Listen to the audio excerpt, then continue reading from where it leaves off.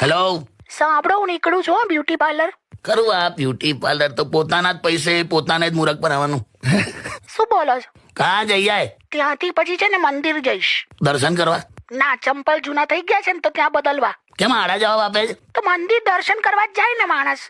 એક તો ગરમી છે ને આવા સવાલો કરો છો. તે કીધું બ્યુટી પાર્લર જઈને મંદિર જઈશ, એટલે મેં પૂછ્યું એમ કે દર્શન કરવા જાય છે કે દર્શન આપવા. તમે જવા દો ને, એક તો ગરમી લાગે છે. હારું ભાઈ, જમી લીધું? કેમ, તમારે વાસણ ઉટકવા છે? ઓલા કેમ આડા જવાબ આપે છે? ગરમી લાગે છે, આવા સવાલ કરો છો. ભૂલે આણે તો ગરમી ગરમી કરી.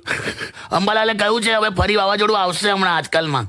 એટલે હવે પાછો વરસાદનો માહોલ, પાછો ગરમીનો માહોલ. હવે છે ને આ બંનેને હું ધ્યાનમાં રાખી હા, સીધા કેરીના જ ભજીયા ઉતારીશ. હોતું હશે કાચી કેરીના ભજીયા. એ વે.